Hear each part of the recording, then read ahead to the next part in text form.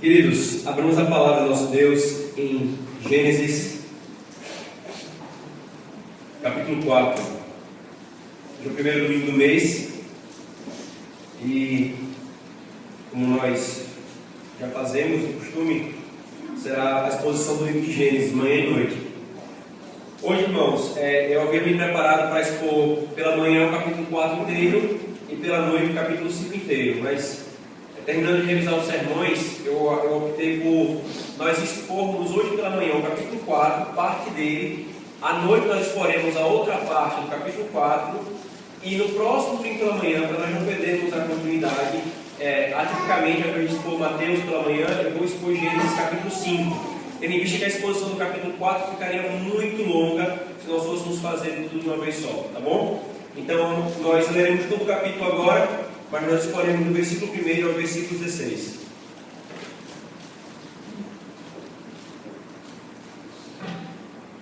Diz assim a palavra do nosso Deus, irmãos. Coabitou o homem com Eva, sua mulher.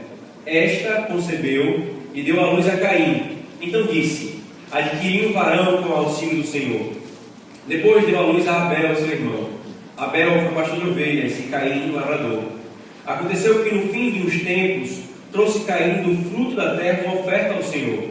Abel, por sua vez, tornou-se das primícias do seu rebanho e da gordura deste. Agradou-se o Senhor de Abel e de sua oferta, ao passo que de Caim e de sua oferta não se agradou. Irou-se, pois, sobremaneira Caim, e se descaiu-lhe o semblante.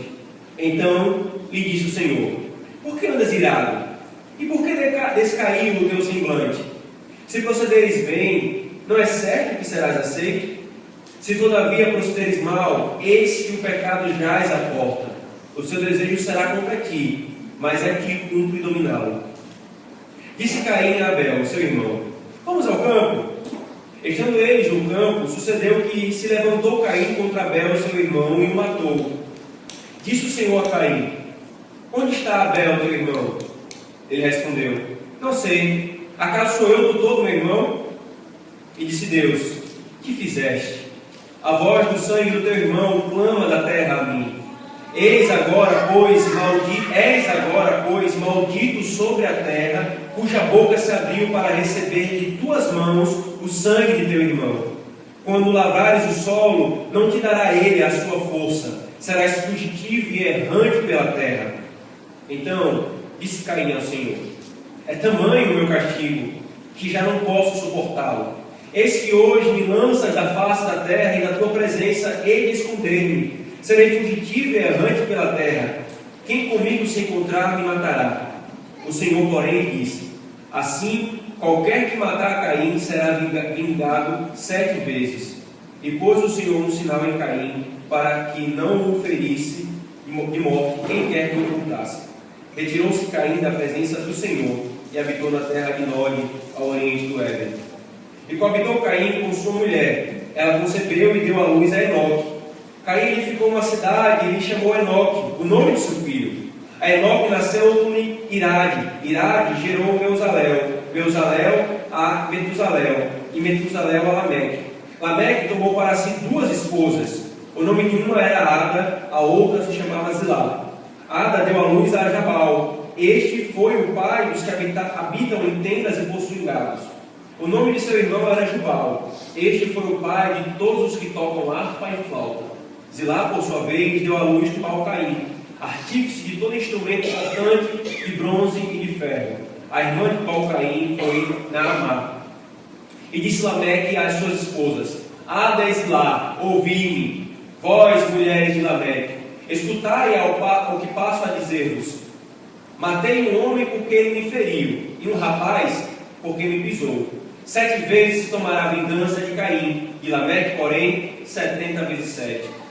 Tornou Adão a coabitar com sua mulher, e ela deu à luz um filho, a quem pôs o nome de Sete, porque disse ela: Deus me concedeu outro descendente no lugar de Abel, que Caim matou. A Sete nasceu-lhe também um filho, ao qual pôs o nome de Enos. Daí se começou a invocar o nome do Senhor. Amém. Vamos orar, irmãos, mais uma vez pedindo a bênção do nosso Deus. Oremos. Senhor Deus, bendito seja o teu nome, Senhor, de eternidade a eternidade. A tua palavra, Senhor, é revelação da parte do Senhor para nós. Nenhum de nós, Senhor, nenhum homem, nenhum historiador, nem ninguém conhece a história como o Senhor conhece. E é por isso, Senhor, que nós confiamos na tua revelação, não subordinando, Senhor, as teorias falaciosas, imaginativas que os homens inventam, Senhor, mas confiamos na tua descrição acerca da história. E a história que nós lemos hoje, Senhor, nos contam verdades preciosas que nos ajudam a entender a nossa vida, a sociedade, o nosso coração e, antes de tudo, Senhor, o teu Evangelho.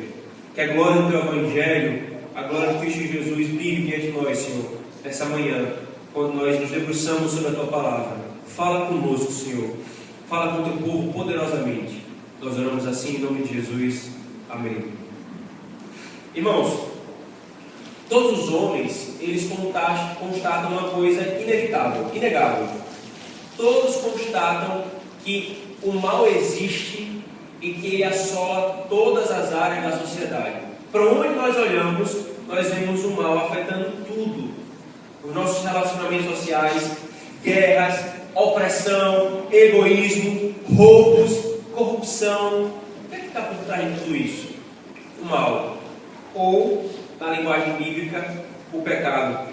A questão, irmãos, é que por mais que todo mundo constate, isto é, perceba que há um problema e que esse é o problema, nem todos sabem qual é a raiz desse problema, qual é a origem desse problema, ou quando se propõe a falar a causa, a origem, a raiz, propõem coisas erradas, em causas erradas. Por exemplo, o marxista ele vai dizer que o mal está na criação da propriedade privada. Quando se criou a propriedade privada, gerou-se problemas. O libertário vai dizer que na verdade foi a criação do Estado. Quando se criou o Estado, criou-se então problemas, surgiu o mal. Nós vamos ver então, irmãos, que nenhuma das propostas que os homens têm para explicar a origem do mal explica realmente qual é a real situação que nós estamos. Nós vimos, irmãos, no capítulo 1 e no capítulo 2 de Gênesis, que Deus criou a criação de maneira boa. A criação era boa. Não havia pecado, não havia mal. E Ele abençoou a sua criação. Então nós vimos no capítulo 2, versículos 16 e 17, que Deus entra em pacto de obras com Adão, ameaçando-o de morte se ele desobedecesse e prometendo-lhe vida se ele obedecesse. E aí nós lembramos que é por isso que não é pacto de obras, é por causa das obras de Adão é que ele teria o benefício do pacto. E aí nós chegamos no capítulo 3, irmãos. E nós passamos por esse capítulo, um capítulo de trevas, um capítulo pesado, cheio de tons escuros e de notas tristes, que foi o pecado e a rebelião do homem, como representante pactual da humanidade e vice-regente de Deus na criação, colocando tudo a perder por causa do seu pecado. Aqui então, irmãos, nós entramos no capítulo 4. O que aconteceu depois de tudo aquilo que aconteceu? O que passou a ocorrer depois que aquela queda terrível aconteceu no capítulo 3? Como eu falei, irmão, na exposição passada de Gênesis, o comer do fruto proibido, talvez alguns pensam que Adão e Eva deveriam cair durinho no chão, né, como uma bela adormecida, que comeu a maçã e caiu dormindo no chão. Mas isso não aconteceu. Então alguns podem pensar assim: Deus mentiu. Porque ele falou que se Adão e Eva comessem do fruto proibido, eles morreriam. Mas eles não caíram durinho no chão. O capítulo 4 vai nos mostrar exatamente que não, irmãos. Que tudo do homem morreu.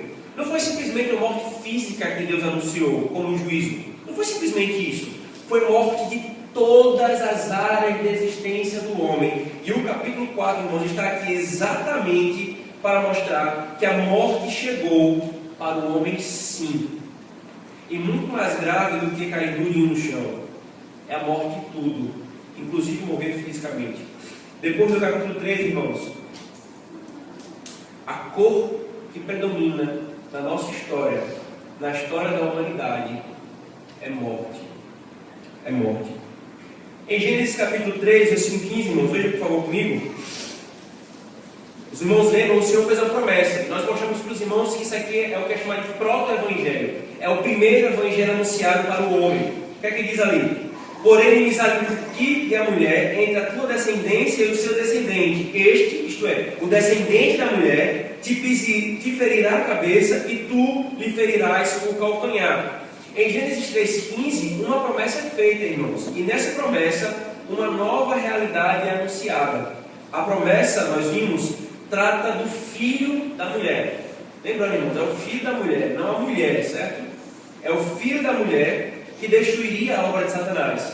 Agora, isso, irmãos, gerou uma nova realidade que vai ser predominante em toda a história da humanidade. Se você e eu queremos entender a história da humanidade, nós não podemos desconsiderar esse fato, irmãos. Agora, daqui para frente, existirão duas descendências na humanidade.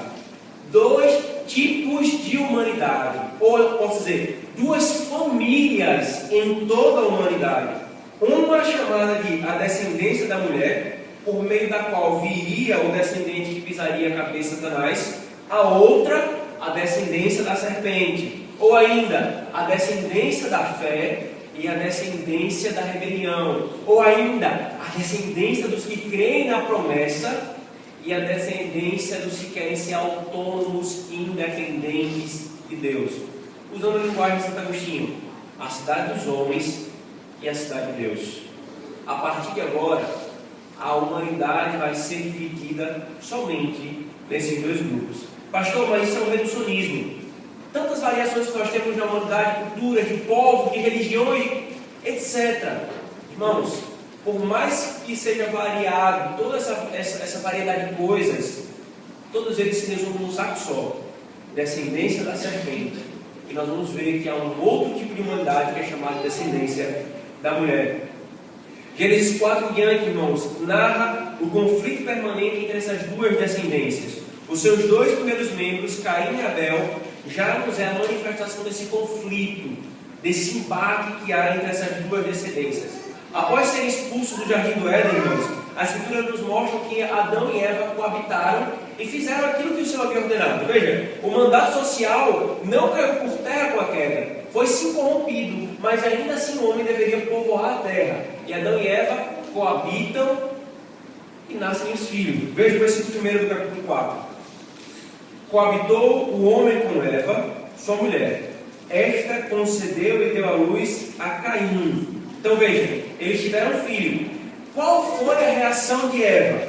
A reação de Eva, irmãos, mostra exatamente que eles creram e esperavam a promessa do Senhor. Veja o finalzinho do versículo 1. O que é que ela disse? Adquiri um varão com o auxílio do Senhor. Eu adquiri aquele que o Senhor falou que pisaria na cabeça da serpente. A nossa miséria vai passar, Adão. Acabou. Nasceu-nos um filho, homem, que pisará na cabeça da serpente. Esse primeiro filho fora Caim, irmãos. E eles achavam que Caim pisaria na cabeça da serpente. Mas mal sabiam eles que Caim era filho da serpente. Mesmo tendo nascido de Eva, Caim era discípulo da serpente. Nos versos seguintes, irmãos, nos é dito então que eles tiveram um outro filho e a vocação dos dois. Veja o versículo 2. Depois deu à luz a Abel, seu irmão. Abel foi pastor de ovelhas e Caim lavrador. Então o texto nos mostra o segundo, não necessariamente o segundo, mas um outro filho de Adão e Eva. E qual é a vocação deles, né? Caim é lavrador, Abel é pastor de ovelhas. Então, a narrativa se decorre a partir daqui. Deixa eu fazer uma observação, irmãos, que eu tenho certeza que você em algum momento já se perguntou. E como a nossa cabeça foi doutrinada e colocada numa codificação em que nós não conseguimos interpretar a revelação pela revelação, mas tem que ser pelo racionalismo, pelo cientificismo, deixa eu me explicar uma coisa. Irmãos, a humanidade surgiu, como a Escritura fala, de um homem e de uma mulher, Adão e Eva. Como é que se deu isso, irmãos? Não há nenhuma dificuldade em entendermos que o Senhor abençoou Adão e Eva e eles tiveram muitos filhos. Se os irmãos lerem e continuarem lendo o texto, uma outra coisa que a Escritura vai falar que para muitos é impossível. Por que é impossível? Ora, não acontece hoje. Se não acontece hoje, não pode ter acontecido ontem. Isso é o raciocínio mais ridículo para você lidar com as coisas. Você julga a Escritura Sagrada porque você nunca viu acontecendo hoje. Foi a mesma coisa que os liberais fizeram. Eu não vejo ninguém andando sobre as águas, por que Jesus andou sobre as águas? Eu não vejo ninguém vivendo 900 anos, por que alguém viveu no passado 900 anos? Irmãos, qual é a dificuldade de fato isso ter acontecido no passado? Tanta coisa mudou desde que o mundo foi criado, e é exatamente esse é um ponto. Algumas pessoas vão colocar que a mudança pós-dilúvio que aconteceu na própria estrutura da criação afetou profundamente a estrutura do nosso corpo. A estrutura do nosso corpo. Entendendo isso, então, irmãos, Adão e Eva podem tranquilamente, sob a bênção do Senhor, terem tido vários filhos, até gêmeos, numa única gestação. E esses que nasciam, certamente, no primeiro momento, eles precisavam, aquilo que a Escritura proíbe, mas certamente se deu por incesto, por relação entre irmãos e irmãos. Isso na primeira geração. Na segunda geração, já não havia mais nenhuma necessidade dessas coisas. A Escritura diz e rediz, afirma e reafirma que a humanidade surgiu de um casal, Adão e Eva. Eu creio, irmãos, eu imagino que os irmãos creem que o Deus que é o autor da história sabe nos contar como a história começou. É muito mais claro, racional e razoável crer nisso aqui do que eu creio que numa mega se deu um ser humano e aí vários outros seres humanos se evoluíram, compatíveis para se relacionar entre si e gerar outros seres humanos, homo sapiens. Portanto, irmãos, eu estou fazendo esse parênteses aqui porque eu sei que muitas pessoas se questionam sobre a factualidade e historicidade de Gênesis por causa dessas coisas. Mas não há, irmãos, nenhuma incompatibilidade com a descrição que é dita em Gênesis com o que de fato pode ter acontecido. Porque o que o Senhor falou é o que aconteceu. Entendendo isso, então, irmãos, nós vamos ver que Gênesis 4 vai mostrar as consequências da queda na descendência da serpente. E Gênesis 5 vai nos mostrar as consequências da queda na descendência da mulher. Veja essa estrutura, irmãos. Gênesis 4 mostra a consequência da queda na descendência da serpente. Gênesis 5 mostra as consequências da queda na descendência da mulher. Por isso, irmãos, a nossa estrutura vai ser a seguinte: do versículo 4 ao versículo 7, nós veremos as consequências da queda no culto. Do versículo 8 ao versículo 16, nós veremos as consequências da queda nos relacionamentos. E do versículo 17 ao 26, que é o que nós vamos ver hoje à noite, nós veremos as consequências da queda na sociedade. Bom, vamos para o primeiro momento. As consequências da queda no culto. Veja por favor comigo do versículo 3 ao versículo 7.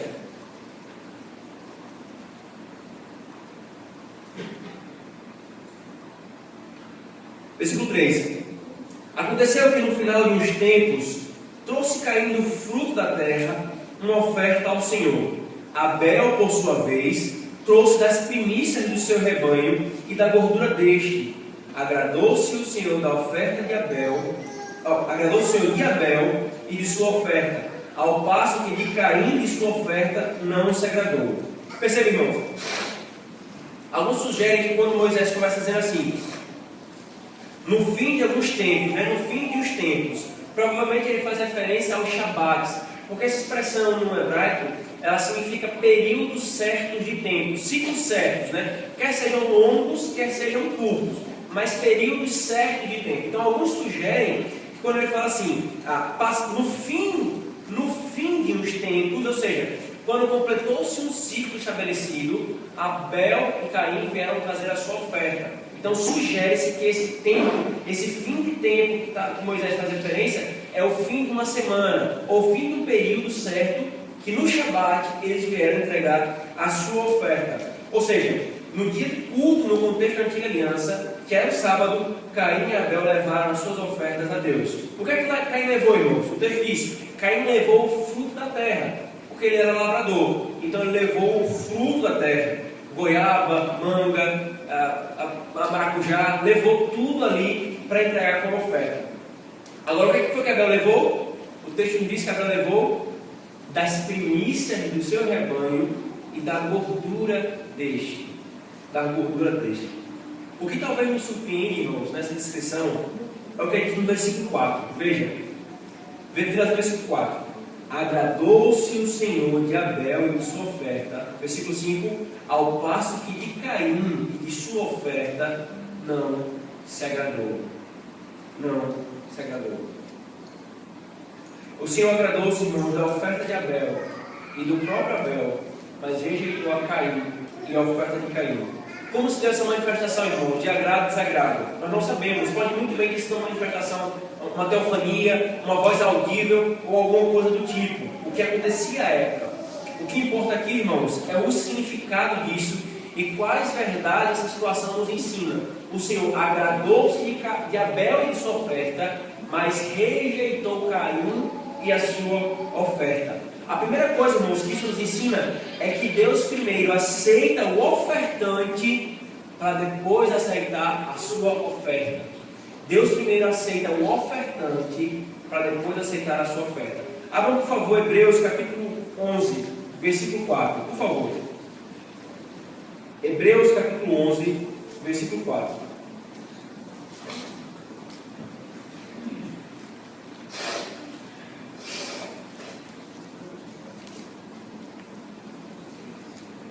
Veja o que o texto diz, a interpretação que o autor do Novo Testamento dá para esse texto. Pela fé, Abel ofereceu a Deus mais excelente sacrifício do que Caim, pelo qual obteve testemunho de ser justo, tendo a aprovação de Deus quanto às suas ofertas. Por meio dela também, mesmo depois de morto, ainda fala. Presta atenção no que o autor está falando, irmãos. Pela fé, Abel teve a aprovação de Deus e ofereceu um sacrifício mais excelente. Abel foi aceito por Deus, irmãos, porque ele fez o seu culto em fé, crendo em Deus a quem ele estava cultuando. Deus, irmãos, não aceita meramente as obras e ações externas dos homens, sem aceitar aos homens antes. É por isso, irmãos, a ênfase que nós colocamos para os irmãos. Mesmo que nós, enquanto presbiterianos, sejamos defensores do princípio regulador do culto, que nós temos um cuidado de fazer um culto que é agradável a Deus, externamente falando, o que tem de vir antes é o nosso coração. Porque não adianta nada nós fazermos tudo bem certinho, mas estarmos longe de Deus, mas não sermos aceitos por Deus. Porque Deus primeiro aceita o ofertante, para depois acertar a oferta daquele que traz, irmãos. Ele aceita primeiro o ofertante para depois aceitar a oferta. A pergunta aqui não quer calar, irmãos. Como então nós podemos ser aceitos por Deus? Como? Por meio de Cristo apenas. Quem se aproxima de Deus sem ser por meio de Cristo já está desprezado. Já é desprezado. O homem natural, irmãos, o homem natural, mesmo que venha assistir o culto, e essa linguagem para ele é assistir o culto, não é prestar culto. Prestar culto só prestam aqueles que têm fé em Cristo, porque o culto é feito por meio de Cristo. Se nós não nos aproximarmos de Deus por meio de Cristo, nós não somos aceitos por Deus. Abel foi aceito por Deus, o autor dos Hebreus diz, porque ele fez em fé. Que fé? O tempo todo o autor dos Hebreus está falando a fé na promessa que Deus deu, de que lhe daria salvação, por meio do mediador, do descendente de Jesus Cristo. Nós só somos aceitos, irmãos, se nós ofertarmos a Deus por meio de Cristo. Não importa a sinceridade ou a ignorância, não importa o ritualismo ou o sacramentalismo, se nós não estivermos em Cristo, nós não somos aceitos. E o nosso culto nunca será aceito, irmãos. Muito pelo contrário, irmãos. Muito mais do que não ser aceito, nós estamos blasfemando contra o Senhor. Não é uma fé genérica, mas é uma fé posta em Cristo. Em Cristo. Abra, por favor, 1 Pedro 2,5. 1 Pedro 2,5, por favor.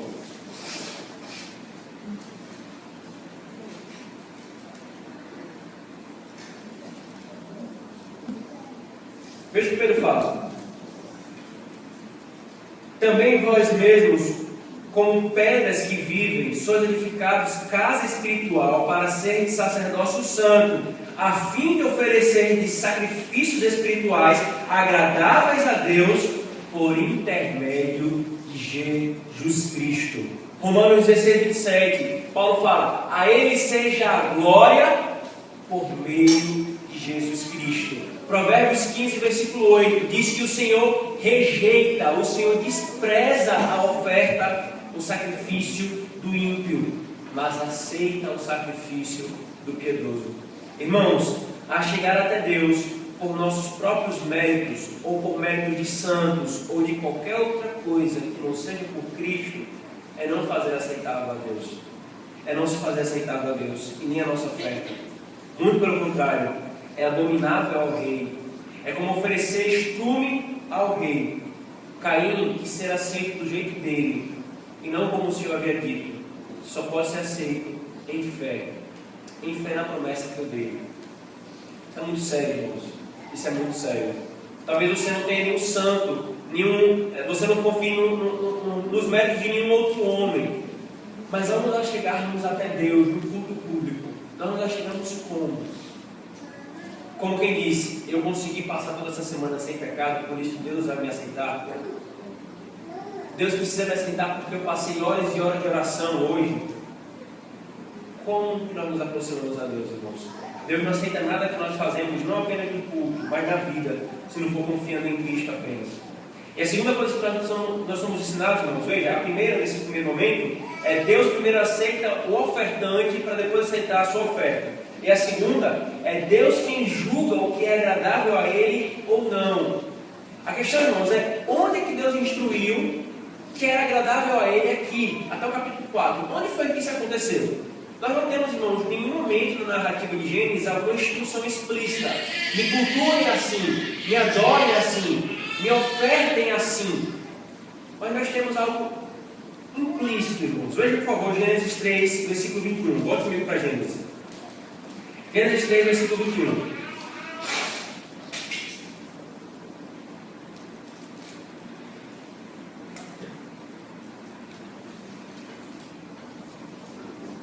Os irmãos lembram que após pecarem, Adão e Eva colheram folhas de figueira para cobrir a sua vergonha do seu pecado. E o que acontece no versículo 21? Deus despreza essa tentativa do homem de cobrir a sua própria nudez, o seu próprio pecado, e faz o seguinte: fez o Senhor vestimenta de peles para Adão e sua mulher e os vestiu. Alguns vão destacar, irmãos, com o que eu concordo, que quando Adão percebeu que Deus então precisou matar um animal e com as peles desse animal colocar sobre si, e rejeitou aquilo que ele fez com suas próprias mãos, colhendo folhas de figueira, ele percebeu: é necessário que alguém morra para que vocês então aceitem a presença de Deus. Então alguns vão dizer, com o que eu concordo, que aqui Adão percebeu e aprendeu como que ele deveria agradar a Deus em seu relacionamento, com o sacrifício de animais que morriam em seu lugar. O que vai ficar muito mais claro explicitamente na entrega da lei de Moisés, quando o Senhor prescreve bem direitinho como é que os sacrifícios deveriam ser feitos. E como é que deveria ser feito? Exatamente assim: matando o animal e queimando a gordura do animal, que era a melhor parte do animal.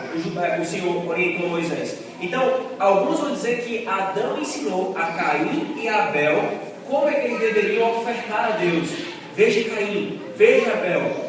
Eu e sua mãe tentamos nos cobrir, e com as folhas de figueira, com aquilo que nós fizemos com a nossa própria mão, com aquilo que da natureza da vegetação, o Senhor rejeitou isso, e Ele mesmo matou um animal. O sangue desse animal foi derramado, e com as vestes desse animal Ele nos cobriram.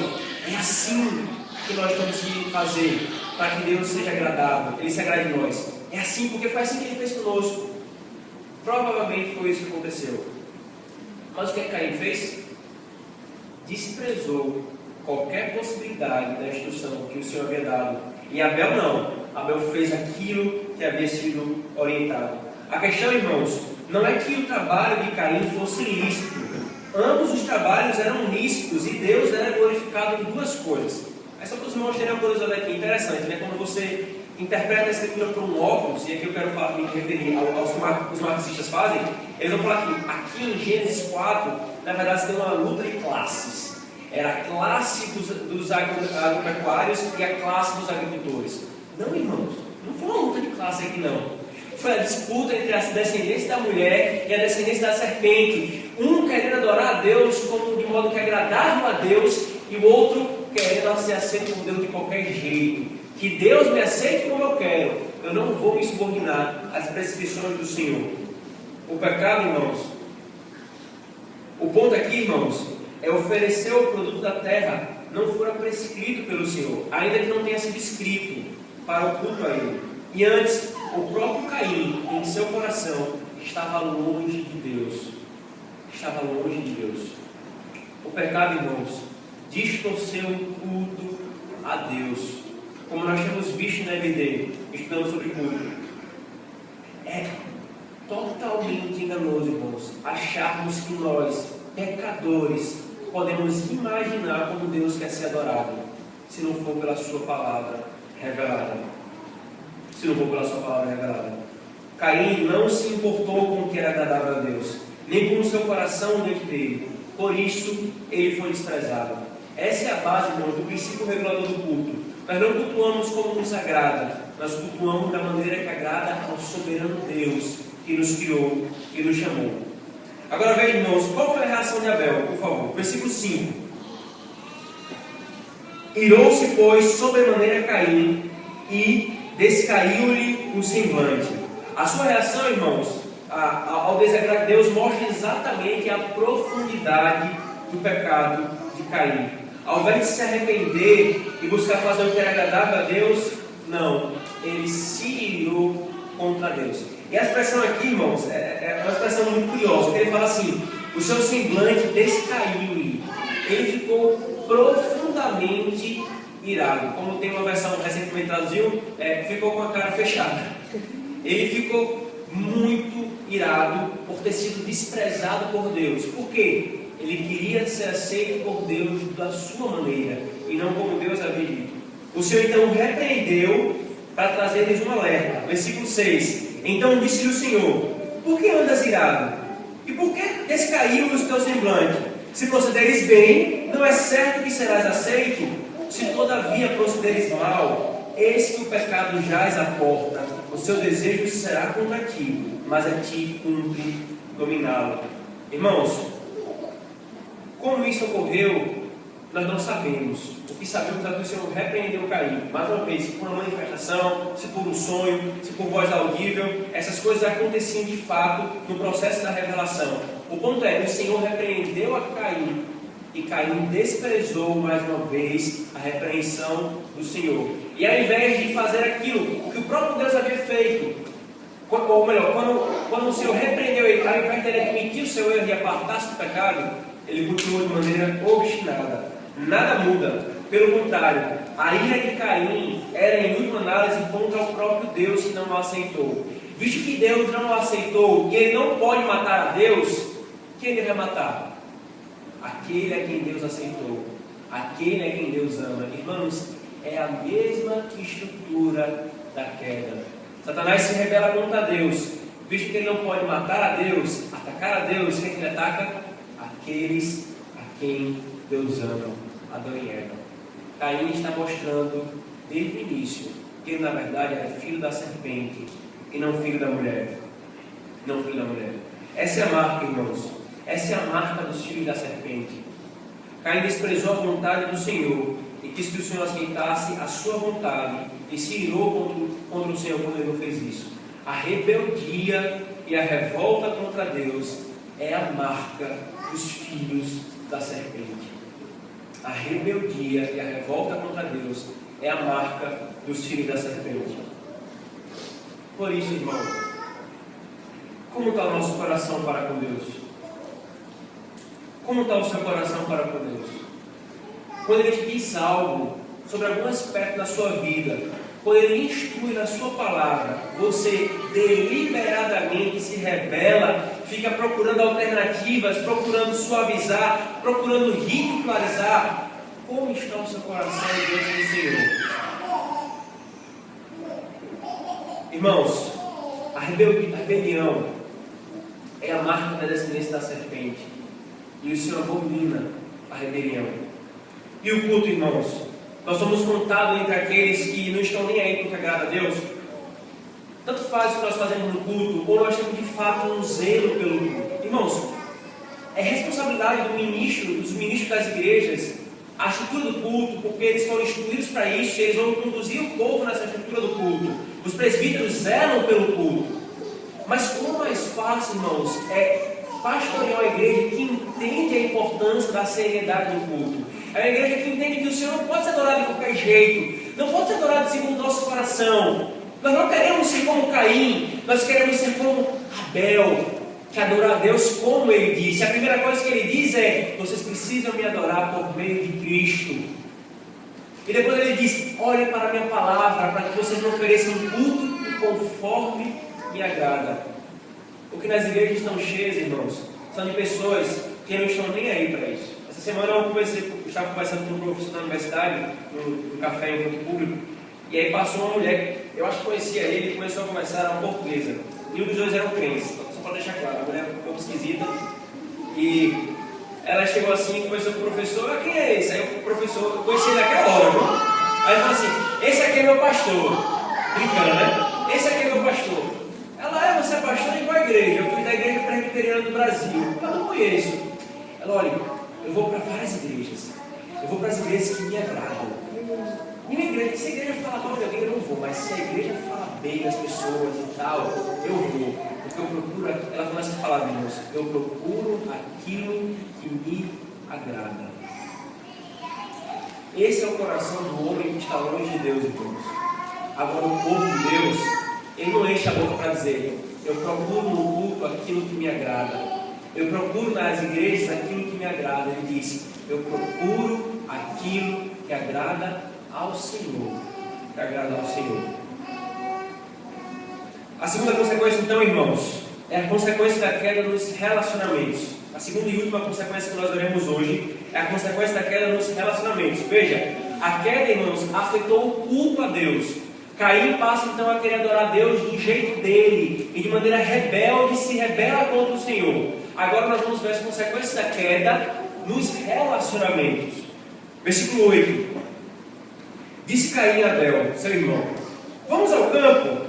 Estando eles no campo, sucedeu que se levantou contra Abel, seu irmão, e o matou. O texto, então, irmãos, passa a nos apresentar a segunda consequência da queda ou da morte, a consequência dos relacionamentos. Toda aquela ira de Caim, irmãos, recaiu sobre aquele que Deus amava. Como eu falei, Caim odiou a Deus e não poderia matá-lo. Por isso, ele atingiu aquele que Deus amava. A pergunta é, irmãos, por que ele fez isso? Por que Caim atingiu aquele que Deus amava? Abra, por favor, 1 João, capítulo 3.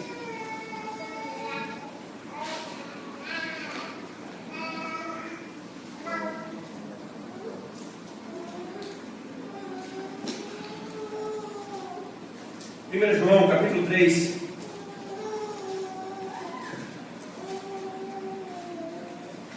Versículo 12. Veja o que os textos dizem, irmãos.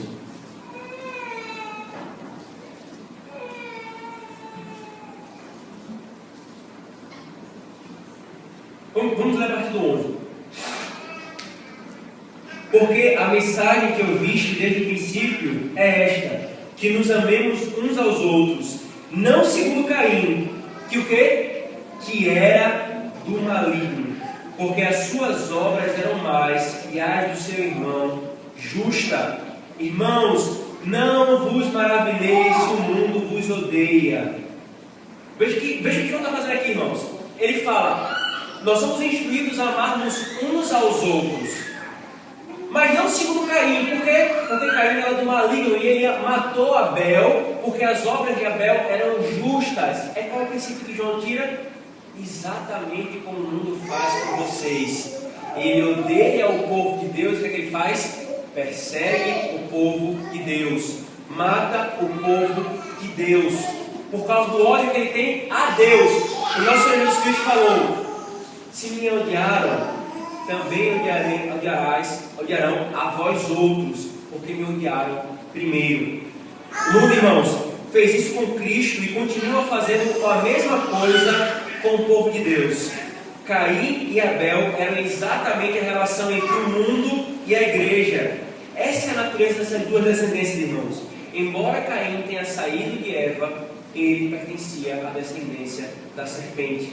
O pecado, irmãos, não afetou apenas o nosso relacionamento com Deus, porque ele afetou o nosso relacionamento com Deus, isto é, o nosso culto, a nossa comunhão com Deus, ele afetou também o nosso relacionamento com o próximo. Perceba, irmãos, o capítulo 3 está nos ensinando o capítulo 4 está nos ensinando três coisas. A queda afetou o nosso relacionamento com Deus, o culto, a queda afetou o nosso relacionamento com o próximo, e a queda afetou o relacionamento com a sociedade. A sociedade foi totalmente corrompida por causa do pecado. E para ficar patente isso, irmãos, de que o pecado afetou os relacionamentos dos homens, a Escritura registra uma coisa terrível: um irmão mais velho matando o irmão mais novo. O primeiro homicídio, irmãos, da humanidade. Se nós considerarmos o assassinato a chacina que Adão fez quando ele comeu do fruto. O primeiro homicídio da humanidade. A primeira vez que a terra provou sangue humano se deu em Gênesis capítulo 4. Para ficar claro diante de nós, morreu sim, morreu tudo. Sai destruindo o pecado, ele corrói tudo, inclusive os nossos relacionamentos uns com os outros. Sabe o que é interessante, irmãos? Nós queremos buscar a causa do mal nos relacionamentos em tudo, menos no que a Escritura diz. Veja que interessante, talvez você não já viu ou já falou isso. A gente procura assim, nós atribuímos a genética. Fulano é assim porque o pai dele era assim, né? Fulano era assim porque o pai dele era assível. Fulano é assim porque o pai dele era assim. Ou então nós atribuímos ao contexto social. Não, ele é assim porque cresceu no contexto de pobreza e violência. Ou então nós atribuímos a doença. Não, ele é assim porque ele é doente. Nós sempre atribuímos, irmãos, causa dos nossos pecados a tudo que está fora de nós. Sabe qual é o problema disso? É que nós vamos procurar soluções onde não vai trazer solução. Eu não estou dizendo, irmãos, que de fato a nossa criação nos afeta porque nós imitamos os pecados dos nossos pais. Eu não estou dizendo que de fato, se eu cresço num ambiente que é de pobreza e violência, eu tenho ocasiões de tentação para pecar mais nessa área. Ou que se eu estou doente, isso não vai me afetar também. O ponto é, a culpa última do pecado que nós cometemos não são dessas coisas. Se eu querer jogar a culpa sobre essas coisas, eu vou procurar soluções nessas coisas. A pessoa não sabe lidar com a morte de um ente querido, então entra em depressão. Aí diz que a pessoa está com uma doença de depressão, quando na verdade é simplesmente não saber lidar com a morte de alguém próximo. Aí qual a solução que se procura? Remédios. Remédio não resolve o problema do coração. Remédio não resolve a nossa maneira impetuosa de nós não lidarmos com o providência de Deus. Não são remédios. Fulano é assim porque ele cresceu num contexto pobre. O que é que nós temos que fazer? Vamos tirar dinheiro dos ricos e dar para os pobres para que ele não possa sair dessa situação pecaminosa. O problema não é o contexto social onde ele cresceu, é o coração. Se nós não soubermos onde estão de fato os problemas da humanidade, irmãos, nós vamos procurar soluções que não vão resolver, são paliativos. É como nós queremos tratar câncer com uma aspirina, câncer com um Dorflex. Não vai resolver, irmãos. Se o problema que o Senhor está nos mostrando no capítulo 4 de Gênesis, que afetou o nosso culto e o nosso relacionamento uns com os outros, marido e mulher, irmão com irmão, irmão em Cristo com irmão em Cristo, pai com filho, se o problema é o pecado, o que é que vai resolver os nossos problemas, irmãos? Cristo, a obra de Cristo e a fé em Cristo, irmãos. É o Evangelho que é a solução para o nosso problema, para a lida com os nossos relacionamentos. O problema do mal, irmão, nos relacionamentos está exatamente na queda e na quebra do nosso relacionamento com Deus. Nosso relacionamento com Deus é a fonte para a harmonia com os demais relacionamentos. Se eu estou em relacionamento com Deus por meio de Cristo, eu então vou ter a base, a força e o incentivo vindo do próprio Espírito Santo para nós nos relacionarmos. Isso quer dizer que nós não teremos problema, irmãos? Não, nós teremos problemas, sim, por causa do pecado que ainda habita em nós. Mas nós temos a solução: Cristo, a obra de Cristo em nossa vida. Já falei com os irmãos diversas vezes, queridos. Às vezes nós colocamos o Evangelho como uma ideia abstrata, longe de nós. Não é isso que a Escritura faz, irmãos. O apóstolo Paulo está lidando com um problema de divisão da igreja. A igreja está dividida. O que muitos fariam hoje? Vamos cantar uma música juntos, um do lado do outro, balançando. Não é isso que Paulo faz. Paulo faz, por acaso Cristo está dividido? Foi Cristo que morreu, foi Paulo que morreu por você? Foi Apolo que morreu por você? Não. Onde é que Paulo aponta, irmãos, para resolver o problema de relacionamento? Para Cristo. Paulo lida com uma igreja que era extremamente mesquinha. Ele fala por acaso sobre movimentação financeira, como no mundo antigo, as bolsas de... Ele acaba para isso? Não, ele fala, Cristo, que era rico, se fez pobre por vocês. É isso que é a nossa motivação para ajudar os nossos irmãos. Ele vai falar para quem, irmãos? Para Cristo. João está escrevendo para um grupo de pessoas que estão se entregando ao pecado numa vida licenciosa. Ele por acaso fala de moralismo, de retidão, de ética? Não simplesmente. Ele fala de Deus, de Cristo. Se Deus é luz, aqueles que se dizem filhos de Deus devem andar na luz. Cristo, irmãos. O Evangelho. Enquanto nós não entendermos isso, que o Evangelho é a base de tudo que nós fazemos em nossa vida, nós não amadureceremos a nossa fé. Nós não amadureceremos a nossa fé. O que Gênesis capítulo 4 irmãos, quer nos mostrar é exatamente isso. O problema dos nossos relacionamentos, o principal, o maior, o basilar, do qual derivam todas as coisas, é o pecado. E o pecado só é resolvido por meio da obra de Cristo, daquele que veio pisar a cabeça da serpente que gerou tudo isso aqui. Deus então procura Caim, irmãos, assim como fez com Abel, com Adão e Eva. Veja o versículo 9. Disse o Senhor a Caim: onde está o seu irmão? Ele respondeu: não sei, acaso sou eu o tutor do meu irmão? Então disse Deus: que fizeste? A voz do sangue do teu irmão clama da terra a mim. Veja, irmãos, Deus procurou Caim da mesma forma que ele procurou Adão e Eva. E o que Caim fez? A mesma coisa que seus pais. Ao invés de aproveitar a ocasião de confissão e buscar no Senhor perdão para arrependimento, ele desdenha de Deus. Acaso sou eu o tutor do meu irmão? O que eu tenho a ver com ele? Ele sabia que ele tinha matado seu irmão. O Senhor já sabia, irmãos, onde Abel estava. O Senhor é soberano, Ele é onisciente. Ele não pergunta porque ele não sabia onde estava. Ele sabia, os irmãos sabem que ele sabia. Mas ele dá uma ocasião para Caim confessar. Caim confessa? Não. Diante disso, o Senhor dá um testemunho e uma condenação. O testemunho é: o sangue do seu irmão está gritando da terra. Você pensa que eu não vi, Caim? Eu vi.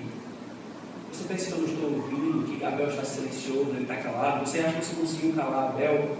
O seu sangue está gritando silenciosamente, mas eu ouço um grande grito.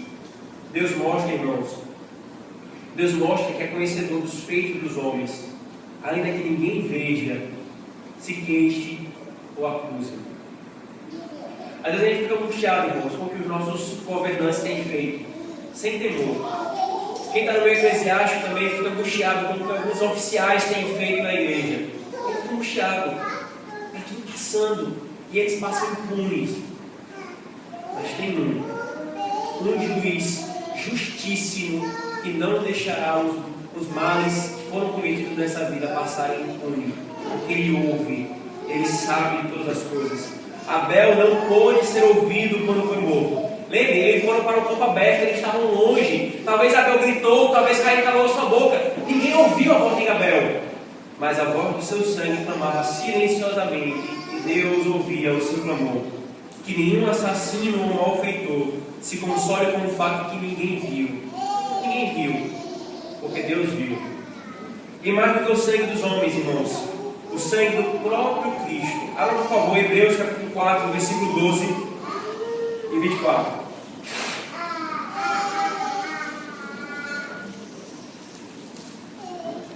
Hebreus capítulo 12, versículo 24.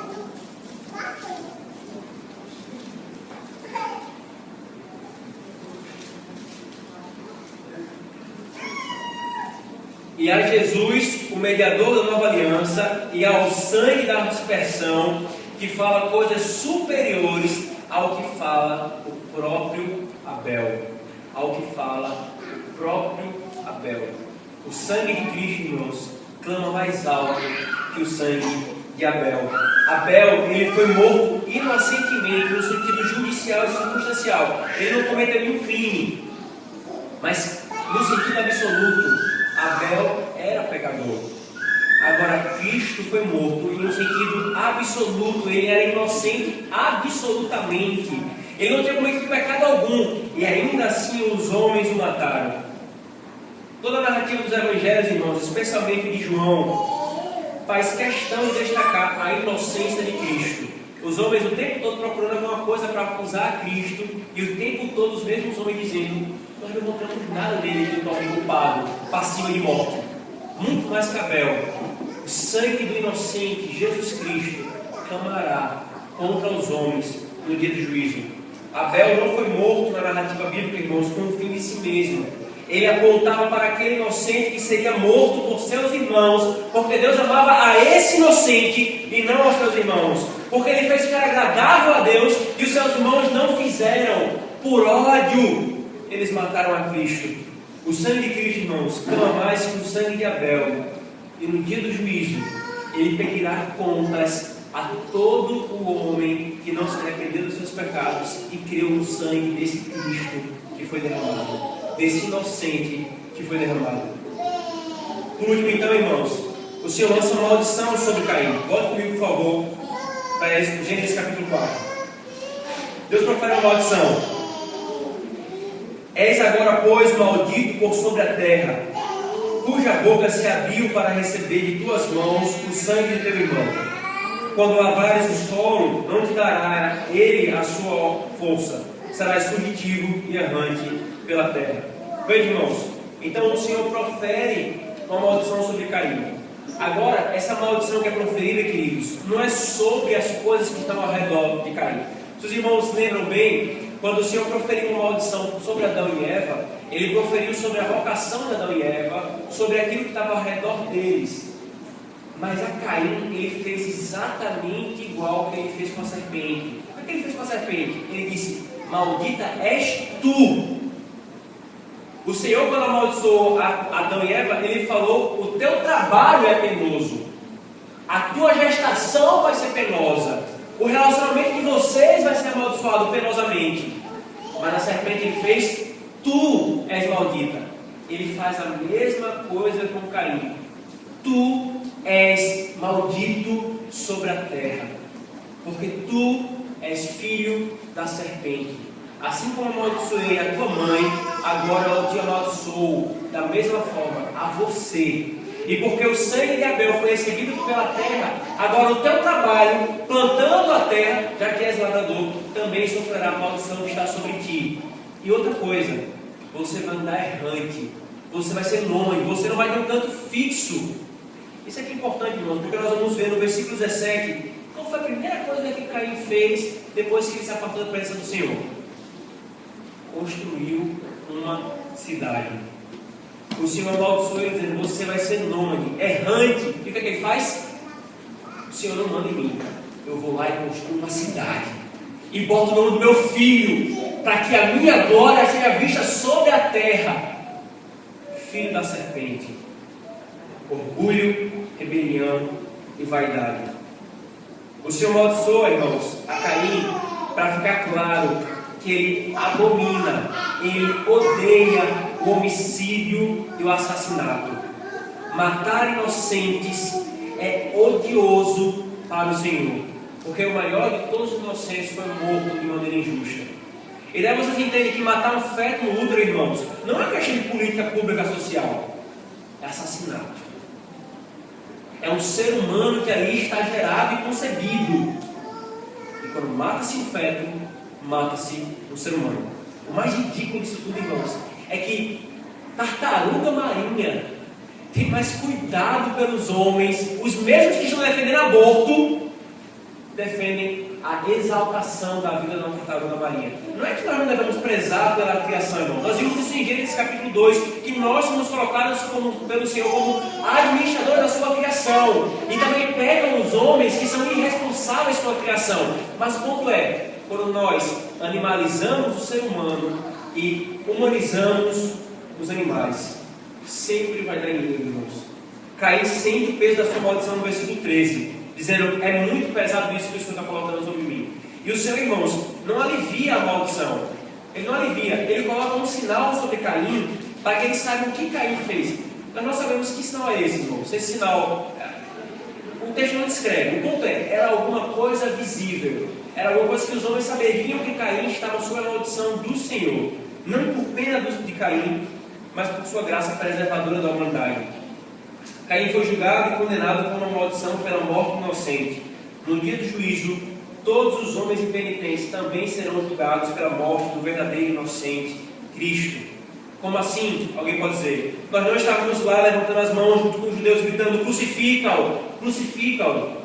Verdade, irmãos, nós não estávamos lá. Mas o que a história de Caim e Abel nos mostra, e toda a história da Escritura, e toda a história da humanidade nos mostra, é que se nós estivéssemos lá, nós gritaríamos a mesma coisa: crucifica-o, crucifica-o, crucifica-o. Sabe qual é a evidência disso, irmãos? Sabe qual é a evidência que se nós estivéssemos lá, nós mataríamos a Cristo? É quando eu e você, queridos, pecamos de maneira impenitente, ou seja, sem nos arrependermos, desconsiderando o juízo, ou desejando que não houvesse juízo. Sabe o que nós estamos querendo no fundo? Que morra esse juiz, para que eu tenha liberdade para fazer o que eu quero. Esse é o ímpeto dos filhos da serpente, irmãos. É por isso que o Senhor concede graça aos que se arrependem disso. Quando Pedro pregou o Evangelho para toda a Judéia, para Jerusalém, certamente tinham judeus que não estavam ali gritando: crucifica-o, crucifica-o. Quando Paulo pregou o mesmo Evangelho em cidades gentias, lá os judeus que estavam lá não gritavam: crucificam, crucificam. Mas ele falou a mesma coisa: vocês mataram o Santo de Deus. Porque esse é o ímpeto, irmão, de todo o coração do homem que está longe de Deus. Ele quer matar a Deus, como Caim queria. Por não conseguir fazê-lo, matou Abel.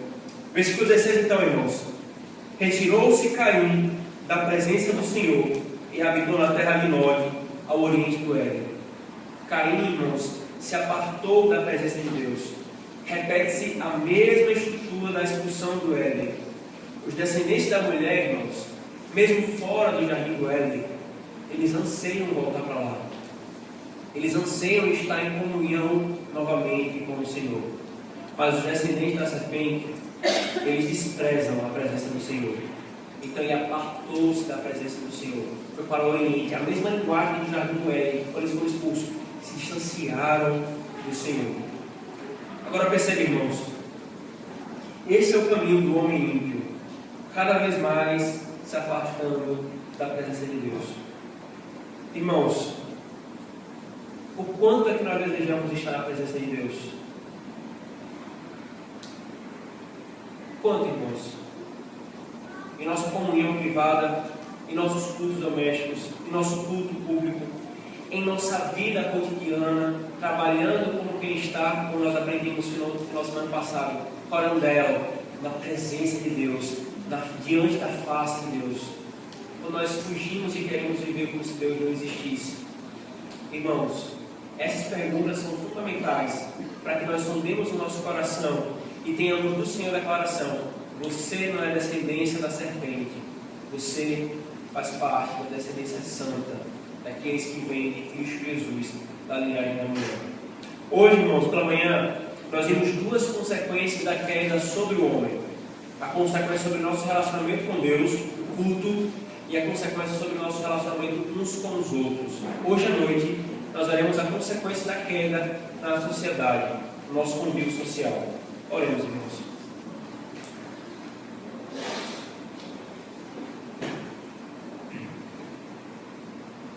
Senhor Deus,